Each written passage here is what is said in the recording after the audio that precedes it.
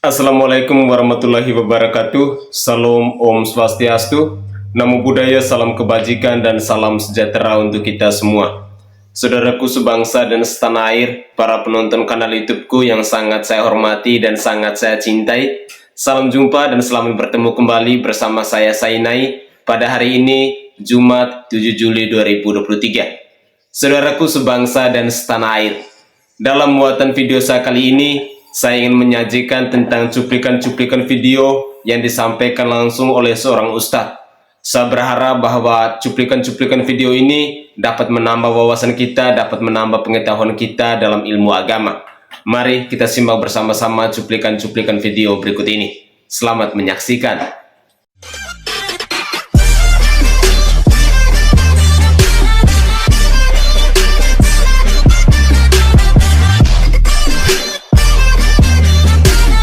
Nah, kenapa kemudian sekarang ada Yahudi, ada Kristen, ada Islam, dan ada yang lain?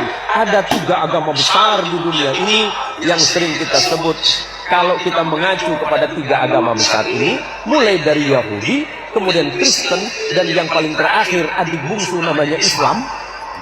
Kenapa penyebutan nama Tuhannya nyaris sama? Yahudi menyebutnya sebagai El dan Ibrahim.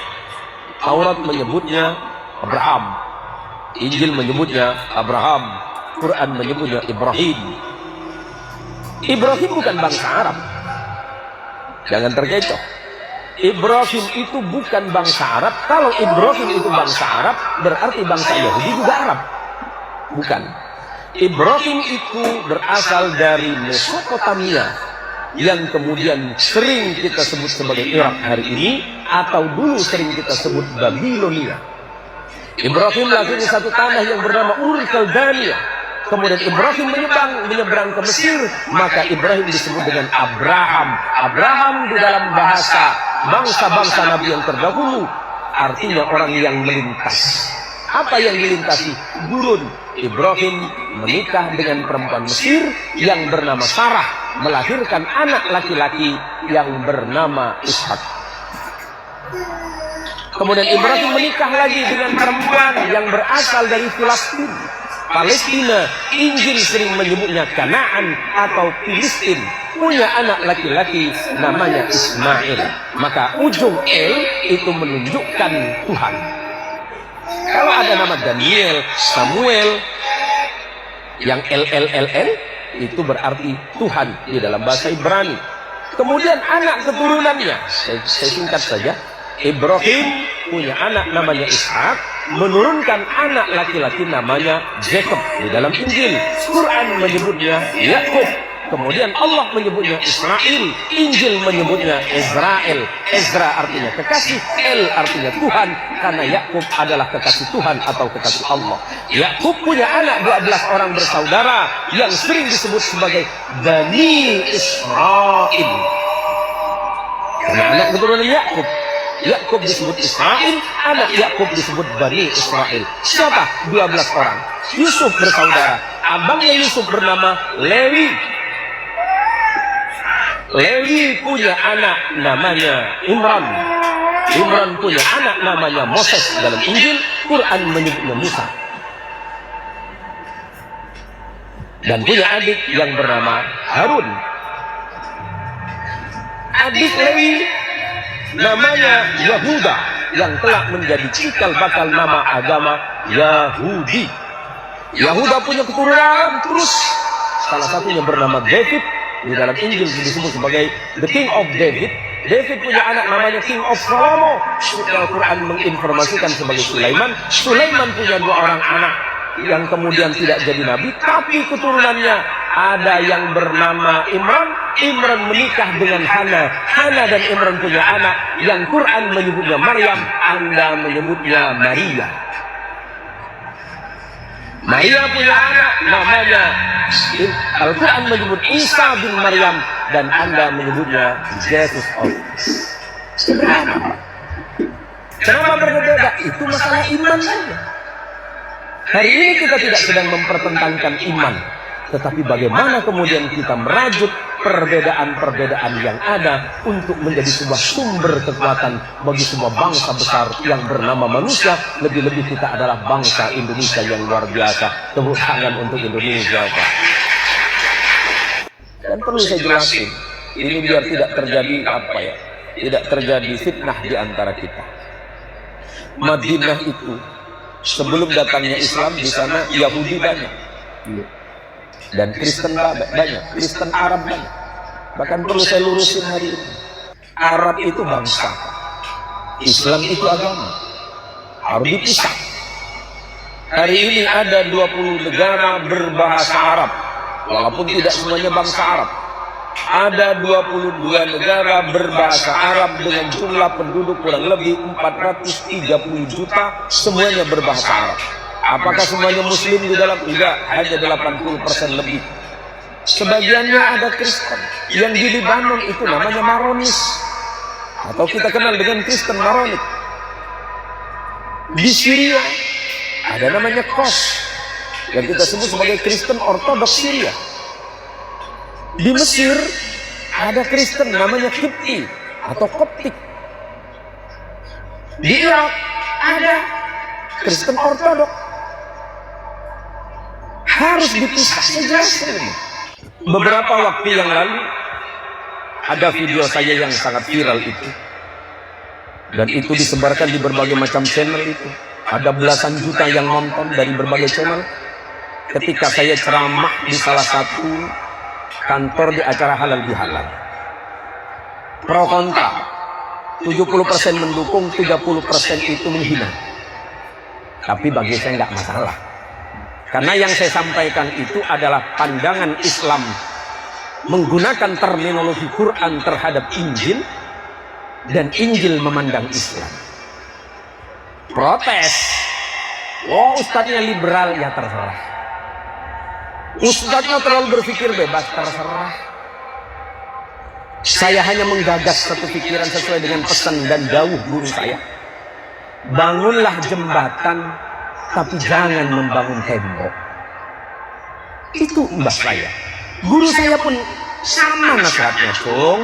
Nah, Cong, bangunlah jembatan, karena jembatan mampu menyatukan sesuatu yang terpisah. Tapi jangan pernah membangun tembok, karena tembok akan memisahkan sesuatu yang sudah bersatu.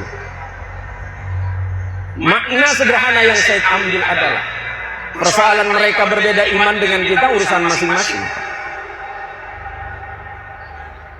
Karena ternyata Rasulullah Muhammad SAW membangun kota Madinah itu bukan hanya sekedar untuk membangkitkan semangat jihad dan perjuangan Islam semata, tetapi Rasulullah ingin membangun sebuah peradaban manusia yang lebih baik dan sempurna. Yang tinggal di Madinah bukan cuma umat Islam saja pada masa Nabi. Ada orang Yahudi, ada Bani Qudha'ah yang luar biasa dari kaum Yahudi, ada kaum Aus dan Khazraj yang permusuhannya luar biasa, ada kaum Muslimin, bahkan banyak orang yang tidak punya Tuhan sama sekali ada di Madinah. Tapi Nabi menerima mereka semuanya dalam konteks kemanusiaan. Hari ini kita berbeda dengan tetangga, kadang-kadang jadi musuhan.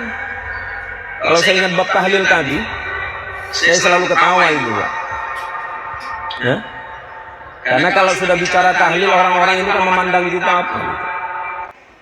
Iman itu final. Yang Islam meyakini la ilaha illallah Muhammadur Rasulullah. Yang Katolik, yang Kristen mengimani bahwa dalam ketuhanan ada Trinitas, itu hak mereka beriman. Bahkan Quran menginformasikan kepada kita betapa mulianya seorang nabi yang bernama Isa bin Maryam, yang diyakini sebagai salah satu nabi ulul azmi, sebagai nabi pembawa kabar berita sebelum datangnya Nabi Muhammad SAW. Dan kemudian Quran memuliakan ibunya Isa menjadi nama surah Maryam. Umat Islam wajib menghormati Isa dalam konteks kenabian. Tetapi apakah kemudian Katolik dan Kristen atau yang lainnya meyakini Isa itu bagian dari oknum ketuhanan? Itu iman mereka. Dan kita hormati dan kita hargai mereka. Al-Quran menyatakan dengan tegas, walau sya'a rabbuka la'amana man fil ardi kulluhum jami'an. Kalau Allah Tuhanmu itu mau ya Muhammad, niscaya seluruh bumi ini semuanya beriman kepada Allah.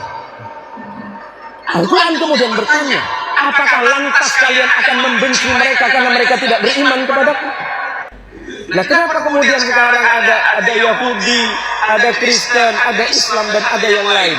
Ada 3 agama besar di dunia ini yang sering kita sebut. Kalau kita mengacu kepada 3 agama besar ini, mulai dari Yahudi, kemudian Kristen, dan yang paling terakhir adik bungsu namanya Islam. Kenapa penyebutan nama Tuhannya nyaris sama?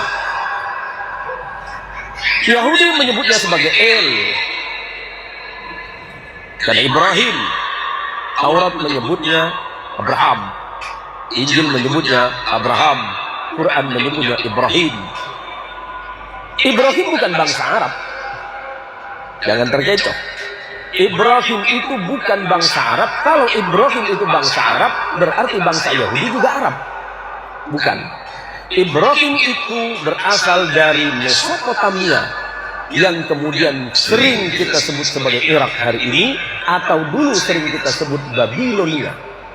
Ibrahim lahir di satu tanah yang bernama Ur Kaldania. Kemudian Ibrahim menyeberang ke Mesir, maka Ibrahim disebut dengan Abraham. Abraham di dalam bahasa bangsa-bangsa Nabi yang terdahulu artinya orang yang melintas. Apa yang dilintasi? Gurun. Ibrahim menikah dengan perempuan Mesir yang bernama Sarah, melahirkan anak laki-laki yang bernama Ishak. Kemudian Ibrahim menikah lagi dengan perempuan yang berasal dari Filistin, Palestina. Injil sering menyebutnya Kanaan atau Filistin. Punya anak laki-laki namanya Ismail. Maka ujung El itu menunjukkan Tuhan. Kalau ada nama Daniel, Samuel, yang LLLL itu berarti Tuhan di dalam bahasa Ibrani. Kemudian anak keturunannya, saya singkat saja. Ibrahim punya anak namanya Ishak, menurunkan anak laki-laki namanya Jacob di dalam Injil.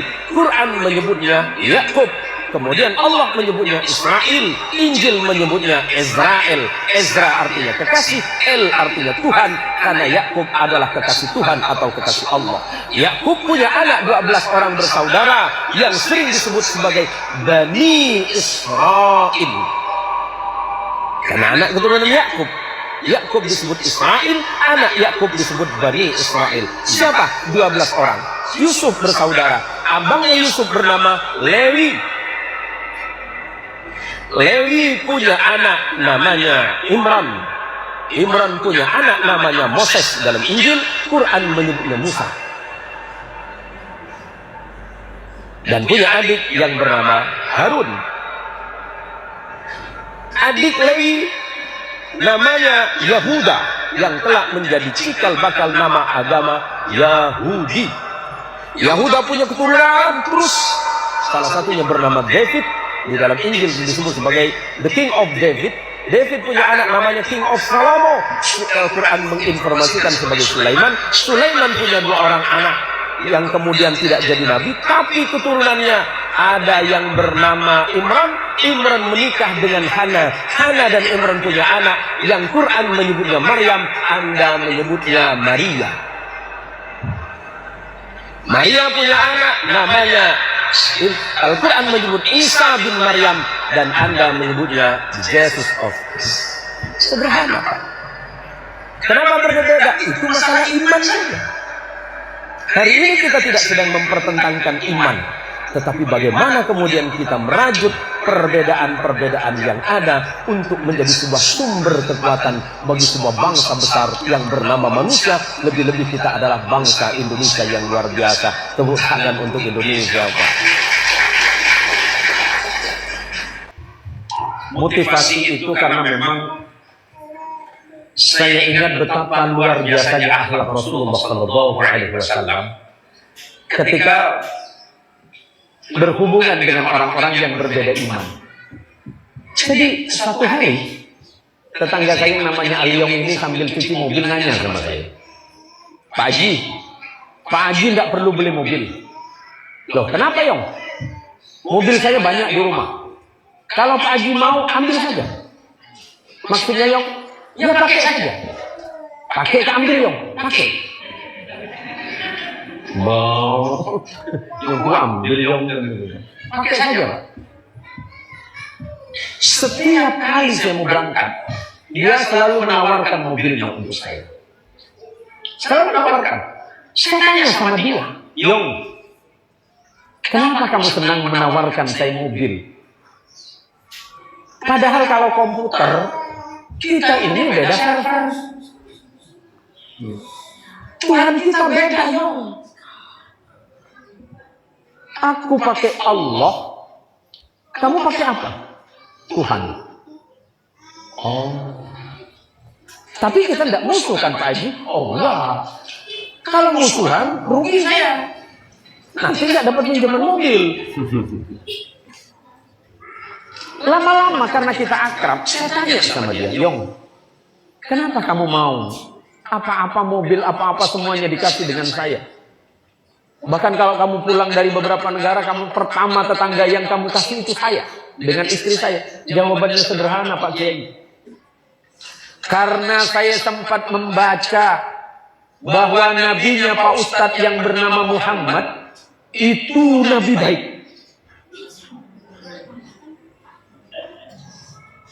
Kalau nabinya baik, pasti pengikutnya baik. Allahu Akbar. Padahal saya masih belum jadi orang baik. Tapi dia punya husnudzon.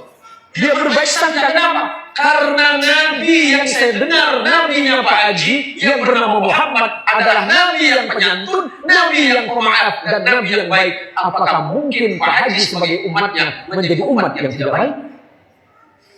Allahumma sholli ala sayyidina Muhammad. Dari peristiwa itu, akhirnya saya betul-betul belajar menjadi orang baik. Kenapa? Orang lain saja punya husnudzon kebaikan kepada kita. Orang lain berbaik sangka kepada kita karena kita mengikuti sosok yang baik. Saya pengikut Rasulullah Muhammad SAW, maka dia memberikan prasangka baik kepada saya. Saya pasti jadi orang baik, kata dia. Inilah pentingnya, Bu. Kalau kita duduk dengan orang baik, insya Allah kita akan dikira orang baik.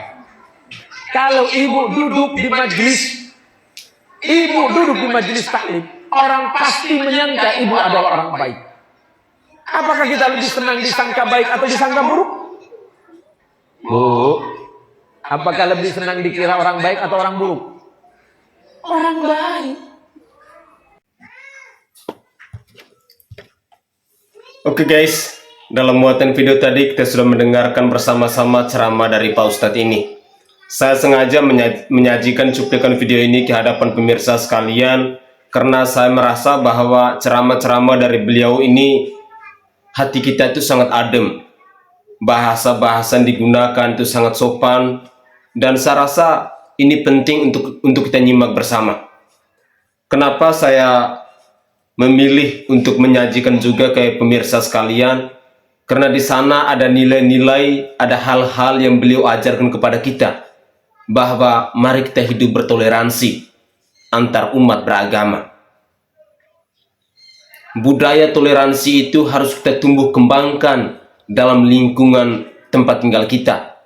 Baik dalam keluarga, dalam masyarakat, di tempat kerja, dan dengan siapa saja. Mari, hal ini sangat penting. Membina persahabatan, membina kerukunan antar umat beragama itu jauh lebih mulia, jauh lebih elegan, lebih terhormat daripada kita bermusuhan, daripada kita bercecokan. Yang ada hanya kita akan mendapatkan kegaduhan di bangsa ini. Sekali lagi, cuplikan-cuplikan video tadi bagi saya secara pribadi sangat bermanfaat dan sangat berguna. Semoga saja pemirsa sekalian bisa mengalami hal yang sama seperti apa yang saya rasakan. Mungkin itu saja tanggapan singkat saya. Semoga saja bisa bermanfaat bagi kita semua. Dan saya mohon maaf jika ada bahasa atau tutur kata saya yang tidak berkenan di hati para pemirsa sekalian. Saya Sainai dari Provinsi Nusa Tenggara Timur. Saatnya kita yang rakyat jelata harus berani untuk bersuara. Salam hormat, salam NKRI, dan salam toleransi.